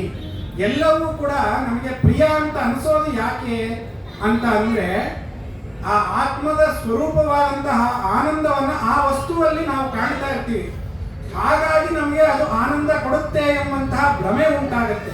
ಹಾಗಾಗಿ ನಮ್ಮ ಹೆಂಡತಿ ನನಗೆ ಪ್ರಿಯಳು ಅಂತ ಅನ್ಕೋತೀವಿ, ನನ್ನ ಮಗ ನನಗೆ ಪ್ರಿಯ ಅಂತ ಅನ್ಕೋತೀವಿ, ನನ್ನ ಸಂಪತ್ತು ನನ್ನ ಹಣ ಎಲ್ಲ ನನಗೆ ಪ್ರಿಯ ಅಂತ ಅನ್ಕೋತೀವಿ. ಆದರೆ ಅದು ಯಾವುದೂ ಕೂಡ ನೈಜವಾಗಿ ನಮಗೆ ಪ್ರಿಯವಾದಂತಹದ್ದಲ್ಲ. ಪ್ರಿಯವಾದಂತಹದ್ದು ಆತ್ಮ ಒಂದೇ. ಆ ಆತ್ಮದ ಅನುಭವಕ್ಕೆ ಹಂಬಲಿಸುತ್ತಾ ಇವೆಲ್ಲವೂ ನಮಗೆ ಪ್ರಿಯವಾಗಿ ಕಾಣುತ್ತೆ ಅಷ್ಟೇ ಅಂತ ಹೇಳಿ ಉಪದೇಶ ಮಾಡ್ತಾರೆ. ಹಾಗಾಗಿ ಆ ಆನಂದವನ್ನ ಪಡ್ಕೋಬೇಕು ಅಂದ್ರೆ ಆತ್ಮದರ್ಶನವನ್ನ ಮಾಡಬೇಕು. ದ್ರಷ್ಟವ್ಯ, ಆತ್ಮವನ್ನ ದರ್ಶನ ಮಾಡಬೇಕು. ಆತ್ಮ ಏನೋ ಆತ್ಮತತ್ವ ಏನೋ ಹೇಳುತ್ತೆ, ಅದನ್ನ ಶ್ರೋತವ್ಯ, ಅದನ್ನ ಕೇಳಿಸ್ಕೋಬೇಕು. ಕೇಳಿಸ್ಕೊಂಡಿದ್ದನ್ನ ಮನನ ಮಾಡಬೇಕು, ಚಿಂತನೆ ಮಾಡಬೇಕು, ನಿಧಿಧ್ಯಾಸನವನ್ನ ಮಾಡಬೇಕು. ಆ ಅರ್ಥಾನುಸಂಧಾನವನ್ನ ದೃಢವಾಗಿ ತಿಳ್ಕೊಂಡು ಆ ಆತ್ಮದ ಒಂದು ತತ್ವವನ್ನ ಅನುಭವಕ್ಕೆ ತಂದ್ಕೋಬೇಕು. ಅದರಿಂದ ಮಾತ್ರ ಅಮೃತತ್ವವನ್ನ ಪಡ್ಕೊಳ್ಳೋದಕ್ಕೆ ಸಾಧ್ಯ ಅಂತ ಯಾಜ್ಞವಲ್ಕ್ಯರು ಉಪದೇಶ ಮಾಡ್ತಾರೆ. ಮೈತ್ರೇಯಿ ಕೇಳ್ತಾಳೆ, ನೋಡುವಂತಹ ವಸ್ತು ಆದ್ರೆ ನೋಡ್ಬೋದು, ಆತ್ಮ ನೋಡೋದಕ್ಕೆ ಸಾಧ್ಯನಾ? ನೋಡೋದಕ್ಕೆ ಸಾಧ್ಯ ಇಲ್ಲ. ಹಾಗಾದ್ರೆ ತೋರಿಸಿ ಅಂತ ಹೇಳ್ತಾಳೆ. ಅದು ಇನ್ನ ಬೃಹದಾರಣ್ಯಕದಲ್ಲಿ ಆ ಮೈತ್ರೇಯಿಗೂ ಯಾಜ್ಞವಲ್ಕ್ಯರಿಗೂ ಒಂದು ಸಂವಾದ ಮುಂದುವರಿಯುತ್ತೆ. ಹೀಗೆ ಏನಕ್ಕೆ ಹೇಳಕ್ ಬಂದೆ ಅಂದ್ರೆ, ಇದನ್ನೆಲ್ಲ ಬಿಟ್ಟು ಅವರು ವಾನಪ್ರಸ್ಥಾಶ್ರಮಕ್ಕೆ ಹೋಗಿ ಈ ಆತ್ಮದರ್ಶನಕ್ಕೋಸ್ಕರ ಹೋದರು. ಅಂದ್ರೆ ಆ ವಾನಪ್ರಸ್ಥಾಶ್ರಮ ಮತ್ತೆ ಸನ್ಯಾಸಾಶ್ರಮ ಯಾವುದಕ್ಕೋಸ್ಕರ ಇದೆಯೋ ಅದನ್ನ ಅನುಷ್ಠಾನ ಮಾಡಿದ್ರು. ಅಂದ್ರೆ ಬ್ರಹ್ಮಚರ್ಯಾಶ್ರಮದಲ್ಲಿ ವಿದ್ಯಾಭ್ಯಾಸವನ್ನ ಸಮರ್ಥವಾಗಿ ಮಾಡಿದ್ರು, ಮತ್ತೆ ಗೃಹಸ್ಥಾಶ್ರಮದಲ್ಲಿ ಆ ಪಂಚಮಹಾ ಯಜ್ಞಗಳನ್ನ ಸಮರ್ಥವಾಗಿ ಮಾಡಿದ್ರು. ಆಮೇಲೆ ವೇದಾಂತ ತತ್ವವನ್ನ ಅನುಭವಕ್ಕೆ ತಂದುಕೊಂಡು ಬ್ರಹ್ಮನಿಷ್ಠರು ಕೂಡ ಆದರು. ಹಾಗಾಗಿ ಅವರು ಸ್ಮೃತಿಯಲ್ಲಿ ಏನು ಉಪದೇಶವನ್ನ ಮಾಡಿದ್ರು ಅದನ್ನ ಆಚರಣೆ ಮಾಡಿ ಕೂಡ ನಮಗೆಲ್ಲ ತೋರಿಸ್ಕೊಟ್ಟಿದ್ದಾರೆ, ಹೇಗೆ ಮಾಡಬೇಕು ಸಾಧನೆ ಎಂಬುವಂಥದ್ದನ್ನು. ಹಾಗಾಗಿ ಇದು ಸ್ಮೃತಿ ಇನ್ನೊಂದು ವೈಶಿಷ್ಟ್ಯ ಇದೆ, ಯಾಜ್ಞವಲ್ಕ್ಯ ಸ್ಮೃತಿ. ಬ್ರಿಟಿಷರು ಹಿಂದೂ ಲಾ, ನಮ್ಮ IPC ನಲ್ಲಿ ಹಿಂದೂ ಲಾ ಮಾಡಬೇಕಾದ್ರೆ ಈ ಎರಡನೇ ಒಂದು ಭಾಗ ಏನಿದೆ ವ್ಯವಹಾರ ಅಂತ, ಕಂಪ್ಲೇನೆಂಟ್, ರೆಸ್ಪಾಂಡೆಂಟ್, ಪ್ಲೀ ಇತ್ಯಾದಿ ಪದಗಳು ಏನಿದೆಯೋ ಇವೆಲ್ಲ ಯಾಜ್ಞವಲ್ಕ್ಯ ಸ್ಮೃತಿಯಲ್ಲಿದೆ. ಆ ಯಾಜ್ಞವಲ್ಕ್ಯ ಸ್ಮೃತಿಯನ್ನೇ ಒಂದು ಬೇಸಿಸ್ ಮಾಡ್ಕೊಂಡಿದ್ದಾರೆ ಹಿಂದೂ ಲಾಗೆ. ಹಾಗಾಗಿ ಅದರಿಂದ ಬಹಳ ಭಾಗಗಳನ್ನು ತಗೊಂಡು ಹಿಂದೂ ಲಾನಲ್ಲಿ ಅಳವಡಿಸಿದ್ದಾರೆ. ಇವತ್ತಿನ ನಮ್ಮ ದೇಶದ ಕಾನೂನಿನಲ್ಲೂ ಕೂಡ ಯಾಜ್ಞವಲ್ಕ್ಯ ಸ್ಮೃತಿಯಿಂದ ತೆಗೆದುಕೊಂಡಂತಹ ಕೆಲವು ಭಾಗಗಳು ನಾವು ಕಾಣ್ಬೋದು. ಅದು ಈ ಯಾಜ್ಞವಲ್ಕ್ಯ ಸ್ಮೃತಿಯ ಒಂದು ವೈಶಿಷ್ಟ್ಯ. ಇಷ್ಟೇನಾ ಅಂತಂದ್ರೆ ಅಲ್ಲಿಗೂ ನಿಲ್ಲಿಲ್ಲ. ಈ ಯೋಗ ಸೂತ್ರಗಳಿದೆ, ನಮಗೆ ಯೋಗ ಸೂತ್ರಗಳು ದೊರಕುತ್ತೆ. ಪಾತಂಜಲಿ ಮಹರ್ಷಿಗಳು ಕೊಟ್ಟಂತಹ ಯೋಗ ಸೂತ್ರಗಳು ಈಗ ಯಾವ ಯೋಗ ಅನುಷ್ಠಾನವನ್ನ ಮಾಡ್ತೀವೋ ಅದಕ್ಕೆಲ್ಲ ಈ ಯೋಗ ಸೂತ್ರಗಳೇ ಮೂಲ. ಆದರೆ ಪತಂಜಲಿ ಮಹರ್ಷಿಗಳಿಗೂ ಪೂರ್ವದಲ್ಲಿ ಬಂದಂತಹ ಯಾಜ್ಞವಲ್ಕ್ಯರು ಯೋಗ ಯಾಜ್ಞವಲ್ಕ್ಯ ಎಂಬಂತಹ ಒಂದು ಗ್ರಂಥವನ್ನ ರಚನೆ ಮಾಡಿದ್ದಾರೆ. ಆ ಗ್ರಂಥದಲ್ಲಿ ಯೋಗದ ಅನೇಕ ಒಂದು ಅನುಷ್ಠಾನಗಳನ್ನ ತಿಳಿಸ್ಕೊಟ್ಟಿದ್ದಾರೆ. ಯೋಗವನ್ನ ದೈಹಿಕವಾದಂತಹ ಯೋಗ ಮತ್ತೆ ಮಾನಸಿಕವಾದಂತಹ ಯೋಗ ಎರಡೂ ತರದಲ್ಲಿ ಆರೋಗ್ಯವನ್ನ ಕಾಪಾಡಿಕೊಳ್ಳೋದಕ್ಕೆ ಏನೇನು ಬೇಕು, ಆ ಯೋಗದ ಅನುಷ್ಠಾನವನ್ನ ಯಾವ ರೀತಿಯಾಗಿ ಮಾಡಬೇಕು ಇತ್ಯಾದಿಗಳನ್ನ ಆ ಯೋಗ ಯಾಜ್ಞವಲ್ಕ್ಯದ ಮೂಲಕ ತಿಳಿಸ್ಕೊಟ್ಟಿದ್ದಾರೆ. ಹಾಗಾಗಿ ಈ ವೈದಿಕ ವಾಂಗ್ಮಯಕ್ಕೆ ಸದ್ಗುರು ಯಾಜ್ಞವಲ್ಕ್ಯರ ಒಂದು ಕೊಡುಗೆ ಏನು ಅಂತ ಒಂದು ಸ್ಥೂಲವಾಗಿ ಹೇಳಬೇಕು ಅಂತಂದ್ರೆ, ಕೃಷ್ಣ ಯಜುರ್ವೇದದ ಪ್ರವರ್ತಕರು, ಶುಕ್ಲ ಯಜುರ್ವೇದದ ಜನಕರು, ಈಶಾವಾಸ್ಯ ಮತ್ತೆ ಬೃಹದಾರಣ್ಯಕೋಪನಿಷತ್ತಿನ ನಮ್ಮ ಮನುಷ್ಯರಿಗೆ ಉಪಲಬ್ಧ ಮಾಡಿದಂತಹವರು, ಈ ಯಾಜ್ಞವಲ್ಕ್ಯ ಸ್ಮೃತಿಯನ್ನ ಕೊಟ್ಟಂತಹವರು, ಯೋಗ ಯಾಜ್ಞವಲ್ಕ್ಯ ಎಂಬಂತಹ ಯೋಗ ಗ್ರಂಥವನ್ನು ನಮಗೆ ಕೊಟ್ಟಂತಹವರು ಅಂತ ಇಷ್ಟೇ ಹೇಳಿದ್ರೆ, ಇನ್ನು ಇವತ್ತಿನ ಕಾಲದಲ್ಲಿ ವೇದಾಧ್ಯಯನ ಮಾಡುವಂತಹವರು ಏನನ್ನ ಅಧ್ಯಯನ ಮಾಡ್ತಾರೆ ವೇದಾಂತವನ್ನು ಅಧ್ಯಯನ ಮಾಡ್ತಾರೆ. ಇದರಲ್ಲಿ ದರ್ಶನಗಳಿವೆ, ಸ್ಮಾರ್ತ ಶಾಂಕರ ದರ್ಶನ ಇದೆ, ಮಾಧ್ವ ದರ್ಶನ ಇದೆ ಇತ್ಯಾದಿ. ಆಮೇಲೆ ಅಯ್ಯಂಗಾರ್ ರಾಮಾನುಜ ಪಂಥ ಇದೆ. ಯಾರೇ ಆಗಲಿ ಈ ಮೂರು ಪಂಥಗಳಲ್ಲಿ ಏನನ್ನ ಅಧ್ಯಯನ ಮಾಡ್ತಾರೆ ಅಂದರೆ ಪ್ರಸ್ಥಾನ ತ್ರಯಗಳು ಅಂತಿದೆ. ಭಗವದ್ಗೀತೆ, ಬ್ರಹ್ಮಸೂತ್ರಗಳು ಮತ್ತೆ ಉಪನಿಷತ್ತುಗಳು. ಈ ಬ್ರಹ್ಮಸೂತ್ರಗಳನ್ನು ವೇದವ್ಯಾಸರೇ ರಚನೆ ಮಾಡಿದ್ದು, ಭಗವದ್ಗೀತೆಯನ್ನು ಸಾಕ್ಷಾತ್ ಕೃಷ್ಣ ಪರಮಾತ್ಮನೇ ಕೊಟ್ಟಿದ್ದು. ಇನ್ನು ಉಪನಿಷತ್ತುಗಳು 106 ಉಪನಿಷತ್ತುಗಳಿದೆ. ಅದರಲ್ಲಿ ಪ್ರಮುಖವಾಗಿರುವಂತಹದ್ದು 10 ಉಪನಿಷತ್ತುಗಳು, ದಶೋಪನಿಷತ್ತು ಅಂತ ಹೇಳ್ತೀವಿ. ಆ 10 ಉಪನಿಷತ್ತುಗಳಲ್ಲಿ ಮುಖ್ಯವಾದಂತಹ 10 ಉಪನಿಷತ್ತುಗಳಲ್ಲಿ ಶುಕ್ಲ ಯಜುರ್ವೇದದ್ದೇ 2 ಉಪನಿಷತ್ತುಗಳಿದೆ. ಈಶಾವಾಸ್ಯ ಉಪನಿಷತ್ತು, ಬೃಹದಾರಣ್ಯಕ ಉಪನಿಷತ್ತು. ಅದು ಈ ಶುಕ್ಲ ಯಜುರ್ವೇದದ ಒಂದು ವೈಶಿಷ್ಟ್ಯ.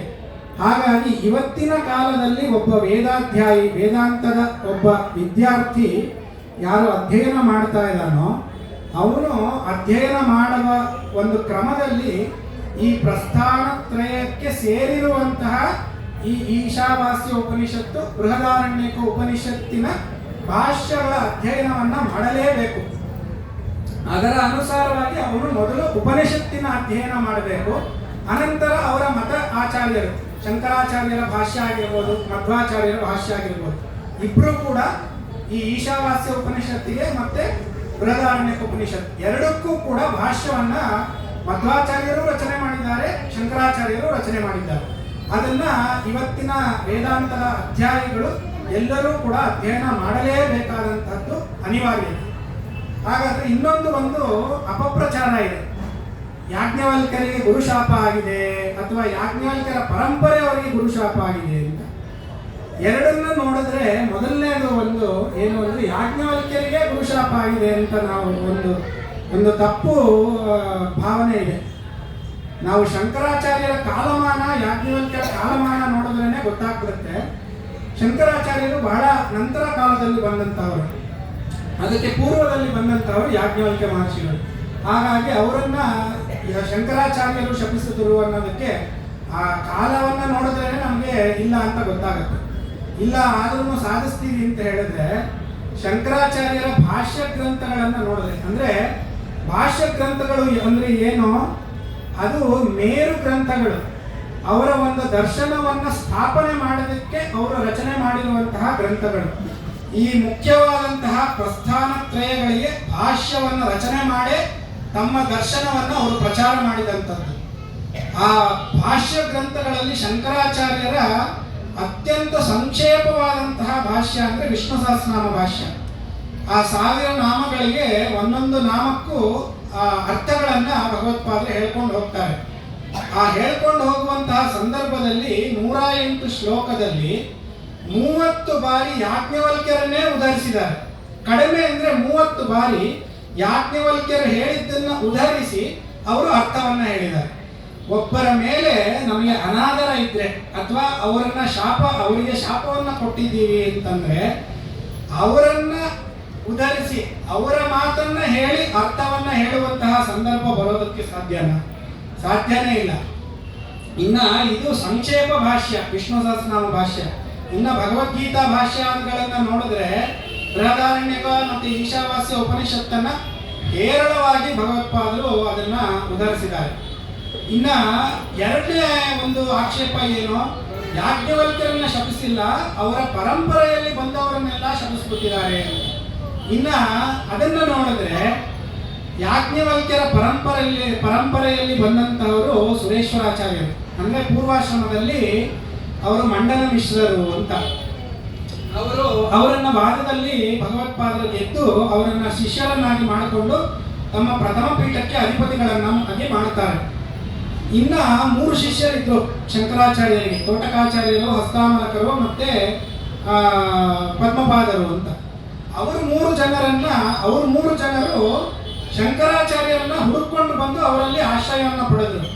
ಆದರೆ ಸುರೇಶ್ವರಾಚಾರ್ಯರನ್ನ ಶಂಕರಾಚಾರ್ಯರೇ ಹುಡುಕೊಂಡು ಹೋದರು. ಇದು ಸುರೇಶ್ವರಾಚಾರ್ಯರ ವೈಶಿಷ್ಟ್ಯ. ಮತ್ತೆ ಇನ್ನೊಂದು ವೈಶಿಷ್ಟ್ಯ ಏನು ಅಂದ್ರೆ, ಒಂದು ದರ್ಶನದಲ್ಲಿ ಬಹಳ ಮುಖ್ಯವಾದಂತಹ ಪಾತ್ರ ಯಾರು ಅಂದ್ರೆ 3 ಜನ ಹೇಳ್ತಾರೆ: ಸೂತ್ರಕಾರರು, ಭಾಷ್ಯಕಾರರು, ವಾರ್ತಿಕಕಾರರು ಅಂತ. ಸೂತ್ರಕಾರರು ಈ ಮೂರು ಪಂಥಕ್ಕೆ ವೇದವ್ಯಾಸರು, ಬ್ರಹ್ಮಸೂತ್ರಗಳೇ ಸೂತ್ರಗಳು. ಭಾಷ್ಯಕಾರರು ಶಂಕರಾಚಾರ್ಯರು, ಮಧ್ವಾಚಾರ್ಯರು, ರಾಮಾನುಜಾಚಾರ್ಯರು. ಇನ್ನು ಅವರವರ ಪಂಥದಲ್ಲಿ ವಾರ್ತಿಕೆಗಳನ್ನು ರಚನೆ ಮಾಡಿದಂಥವರಿದ್ದಾರೆ. ಅದರಲ್ಲಿ ಶಂಕರಾಚಾರ್ಯರ ಒಂದು ಪರಂಪರೆಯಲ್ಲಿ ಆ ವಾರ್ತಿಕೆಯನ್ನ ರಚನೆ ಮಾಡುವಂತಹ ಜವಾಬ್ದಾರಿಯನ್ನ ಶಂಕರಾಚಾರ್ಯರು ಕೊಟ್ಟಿದ್ದು ಯಾರಿಗೆ ಅಂದ್ರೆ ಸುರೇಶ್ವರಾಚಾರ್ಯರಿಗೆ. ವಿಶ್ವಂ ಮಾಯಾಮಯತ್ವೇನ ರೂಪಿತಂ ಯತ್ ಪ್ರಬೋಧತಃ ವಿಶ್ವಂಚ ಯತ್ ಸ್ವರೂಪಂ ತಂ ವಾರ್ತಿಕಾಚಾರ್ಯಮಾಶ್ರಯೇ ಅಂತ ಸುರೇಶ್ವರಾಚಾರ್ಯರು ಧ್ಯಾನ ಶ್ಲೋಕ. ಅವರಿಗೆ ವಾರ್ತಿಕಾಚಾರ್ಯರು ಅಂತ ಕರೆದ್ರೇನೆ ಬಹಳ ಪ್ರೀತಿ ಅಂತೆ ಸುರೇಶ್ವರಾಚಾರ್ಯರು ಅನ್ನೋದಕ್ಕಿಂತ. ಯಾಕೆ ಅಂದ್ರೆ ಅವರು ಈ ತೈತ್ರಿಯ ಉಪನಿಷತ್ತು, ಈಶಾವಾಸ್ಯ, ಬೃಹದಾರಣ್ಯಕ ಈ ಮೂರು ಉಪನಿಷತ್ತುಗಳ ಭಾಷ್ಯಕ್ಕೆ ವಾರ್ತಿಕೆಯನ್ನ ರಚನೆ ಮಾಡಿದ್ದಾರೆ. ಮಾಧವೀಯ ಶಂಕರ ದಿಗ್ವಿಜಯದಲ್ಲಿ ಬರುತ್ತೆ. ಶಂಕರಾಚಾರ್ಯರು ಆದೇಶ ಮಾಡ್ತಾರೆ ಸುರೇಶ್ವರಾಚಾರ್ಯರಿಗೆ, ನಾನು ನಮ್ಮ ಶಾಖೆಯ ಉಪನಿಷತ್ತು ಮತ್ತೆ ನಿಮ್ಮ ಶಾಖೆಯ ಉಪನಿಷತ್ತು ಎರಡಕ್ಕೂ ಕೂಡ ಭಾಷ್ಯವನ್ನ ರಚನೆ ಮಾಡಿದ್ದೀನಿ. ಈ ಎರಡೂ ಶಾಖೆಯ ಉಪನಿಷತ್ತಿಗೆ ವಾರ್ತಿಕೆಯನ್ನ ನೀವೇ ರಚಿಸಬೇಕು ಅಂತ ಭಗವತ್ಪಾದರ ಬಾಯಲ್ಲಿ ಬಂದಂತಹ ವಾಕ್ಯ. ಅವರ ಶಾಖೆ ಅಂದ್ರೆ ತೈತ್ರಿಯ ಶಾಖೆಯಲ್ಲಿ ತೈತ್ರಿಯ ಉಪನಿಷತ್ತು, ನಿಮ್ಮ ಶಾಖೆ ಅಂದ್ರೆ ಈ ಶುಕ್ಲ ಯಜುರ್ವೇದ ಕಾಣ್ವ ಶಾಖೆಯಲ್ಲಿ ಬಂದಂತಹ ಬೃಹದಾರಣ್ಯಕ ಉಪನಿಷತ್ತು. ಈ ಎರಡಕ್ಕೂ ಕೂಡ ವಾರ್ತಿಕೆಯನ್ನ ಸುರೇಶ್ವರಾಚಾರ್ಯರೇ ರಚನೆ ಮಾಡಿದ್ದಾರೆ. ಹಾಗಾಗಿ ಅವರ ಪರಂಪರೆಯಲ್ಲಿ ವಾರ್ತಿಕಕಾರರ ಒಂದು ಸ್ಥಾನವನ್ನ ಶಂಕರಾಚಾರ್ಯರು ಸುರೇಶ್ವರಾಚಾರ್ಯರಿಗೆ, ಅಂದ್ರೆ ಆ ಒಂದು ಯಾಜ್ಞವಲ್ಕ್ಯರ ಪರಂಪರೆಯಲ್ಲಿ ಬಂದಂತಹವರಿಗೆ ಕೊಟ್ಟಿದ್ದಾರೆ. ಅಂದ್ರೆ ಯಾಜ್ಞವಲ್ಕ್ಯರ ಪರಂಪರೆ ಮೇಲೂ ಅವರಿಗೆ ಅನಾದರ ಇರೋದಕ್ಕೆ ಸಾಧ್ಯವೇ ಇಲ್ಲ. ಅದೇ ರೀತಿಯಾಗಿ ಮಧ್ವಾಚಾರ್ಯರ ಒಂದು ಪರಂಪರೆಯಲ್ಲೂ ನಾವು ಕಾಣ್ತಾ ಹೋದ್ರೆ ಅವರ ನೇರ ಶಿಷ್ಯರಿದ್ದಾರೆ ಮಾಧವ ತೀರ್ಥರು ಅಂತ. ಅವರು ಕೂಡ ನಮ್ಮ ಕಾಣ್ವ ಶಾಖೆಯ ಒಂದು ಪರಂಪರೆಯಲ್ಲೇ ಬಂದಂತಹವರು. ಹೀಗೆ ನಾವು ಯಾವುದೇ ರೀತಿಯಲ್ಲಿ ನೋಡಿದ್ರೂ ಕೂಡ ಅನಾದರ ಅಥವಾ ಯಾವ ಅಪಪ್ರಚಾರಗಳಿದೆಯೋ ಇವೆಲ್ಲವೂ ಸುಳ್ಳು. ಇವೆ ಯಾವುದಕ್ಕೂ ನಾವು ಬೆಲೆ ಕೊಡದಲೇ ಆ ಯಾಜ್ಞವಲ್ಕ್ಯ ಮಹರ್ಷಿಗಳ ಒಂದು ಮಹಾತ್ಮ್ಯವನ್ನ ಮನಗಂಡು ಪ್ರತಿಯೊಬ್ಬರು ನಮ್ಮ ಶಾಖೆಯ ವ್ಯಕ್ತಿಗಳು ತಮ್ಮ ತಮ್ಮ ಮನೆಗಳಲ್ಲಿ ಯಾಜ್ಞವಲ್ಕ್ಯರ, ಸುರೇಶ್ವರಾಚಾರ್ಯರ, ಮಾಧವ ತೀರ್ಥರ ಭಾವಚಿತ್ರಗಳನ್ನು ಇಟ್ಟುಕೊಂಡು ಪ್ರತಿದಿನ ಎಲ್ಲರೂ ಕೂಡ ಪ್ರಾತಸ್ಮರಣೀಯರು. ಅವರನ್ನ ಪ್ರತಿದಿನ ಬೆಳಗ್ಗೆ ಅವರನ್ನ ನೆನೆಸ್ಕೊಂಡು ನಮ್ಮ ದಿನಚರಿಯನ್ನ ಶುರು ಮಾಡಬೇಕು. ಅದೇ ಅಂತಹ ಸದ್ಗುರುಗಳು ನಮಗೆ ಎಂತಹ ಒಂದು ಜ್ಞಾನದ ಧಾರೆಯನ್ನು ಎರೆದು ಕೊಟ್ಟಿದ್ದಾರೆ. ಅದಕ್ಕೆ ಅಂತಹ ಒಂದು ಮಹತ್ ಉಪಕಾರಕ್ಕೆ ನಾವು ಪ್ರತ್ಯುಪಕಾರ ಮಾಡೋದಕ್ಕೆ ಸಾಧ್ಯ ಇಲ್ಲ. ಅದಕ್ಕೆ ಪ್ರತಿಯಾಗಿ ನಾವು ಏನ್ ಮಾಡಬಹುದು ಅಂದ್ರೆ ಕೃತಜ್ಞತೆಯನ್ನ ಸಲ್ಲಿಸಬಹುದು. ಅದನ್ನ ಪ್ರತಿ ದಿನದಲ್ಲೂ ನಾವು ಅವರನ್ನ ಪ್ರಾತಸ್ಮರಣದ ಮೂಲಕ ಅವರನ್ನ ನೆನೆಸ್ಕೊಂಡು ಅವರ ಜಯಂತಿಯನ್ನ ವಿಜೃಂಭಣೆಯಿಂದ ಆಚರಿಸಿ ಅವರ ಸನ್ನಿಧಾನದಲ್ಲಿ ನಮ್ಮ ಪ್ರಾರ್ಥನೆಗಳನ್ನ ಸಲ್ಲಿಸುತ್ತಾ ಅವರ ಒಂದು ಪರಂಪರೆಯನ್ನ ಪ್ರವರ್ತಿಸ್ತಾ ಹೋಗೋದೇ ಅವರಿಗೆ ಮಾಡುವಂತಹ ಮಹತ್ಪೂಜೆ ಅನ್ನೋದನ್ನ ನಾವೆಲ್ಲರೂ ಮನಗಾಣಬೇಕು. ಅದನ್ನ ನಾವು ಎಲ್ಲರೂ ಕೂಡ ಅನುಷ್ಠಾನಕ್ಕೆ ತಂದ್ಕೋಬೇಕು ಅಂತ ಹೇಳ್ತಾ, ಈ ಒಂದು ಜಯಂತಿಯ ಸಂದರ್ಭದಲ್ಲಿ ಈ ಒಂದು ಸದ್ಗುರುಗಳ ಒಂದು ಸನ್ನಿಧಾನ ಹಾಗೂ ಪರಮಾತ್ಮನ ಸನ್ನಿಧಾನದಲ್ಲಿ ನನ್ನ ವಾಕ್ಶುದ್ಧಿಯ ಸಲುವಾಗಿ ನಾನು ಆಡಿರುವಂತಹ ಮಾತುಗಳನ್ನು ತಾವೆಲ್ಲರೂ ಹೊತ್ತಾಗಿದ್ರೂ ಕೂಡ ಕುಳಿತುಕೊಂಡು ಶ್ರವಣ ಮಾಡಿ ನನಗೆ ಬಹಳ ಅನುಗ್ರಹವನ್ನು ಮಾಡಿದ್ದೀರಾ. ಎಲ್ಲರೂ ಕೂಡ ವಯಸ್ಸಿನಲ್ಲಿ ಜ್ಞಾನದಲ್ಲಿ ಜ್ಯೇಷ್ಠರಾಗಿದ್ದೀರಾ. ಆದರೂ ಕೂಡ ಶ್ರವಣ ಮಾಡಿ ನನಗೆ ಅನುಗ್ರಹ ಮಾಡಿದ್ದೀರಾ. ಹಾಗೂ ಈ ಎಲ್ಲ ಟ್ರಸ್ಟಿನ ಪದಾಧಿಕಾರಿಗಳಿಗೆ ನನ್ನ ಅನಂತ ವಂದನೆಗಳನ್ನು ಸಲ್ಲಿಸ್ತಾ ಈ ವಾಕ್ಕುಸುಮಗಳನ್ನು ಗುರುಗಳ ಒಂದು ಅಡಿದಾವರೆಗಳಲ್ಲಿ ಸಲ್ಲಿಸ್ತಾ, ಕಾಯೇನ ವಾಚ ಮನಸೇಂದ್ರಿಯೇರ್ವಾ ಬುದ್ಧ್ಯಾತ್ಮನಾ ವಾ ಪ್ರಕೃತೆ ಸ್ವಭಾವಾತ್ ಕರೋಮಿ ಯದ್ಯತ್ ಸಕಲಂ ಪರಸ್ಮೈ ನಾರಾಯಣಾಯೇತಿ ಸಮರ್ಪಯಾಮಿ. ರಮಾಭವಾಂಗ್ರೆ ಸ್ಥಿರಭಕ್ತಿದಾಭ್ಯಾಂ ನಮೋ ನಮಃ ಶ್ರೀ ಗುರುಪಾದುಕಾಭ್ಯಾಂ. ಶ್ರೀ ಗುರು ಚರಣಾರವಿಂದಾರ್ಪಣಮಸ್ತು. ಹರಯೇ ನಮಃ. ಶ್ರೀ ಕೃಷ್ಣಾರ್ಪಣಮಸ್ತು.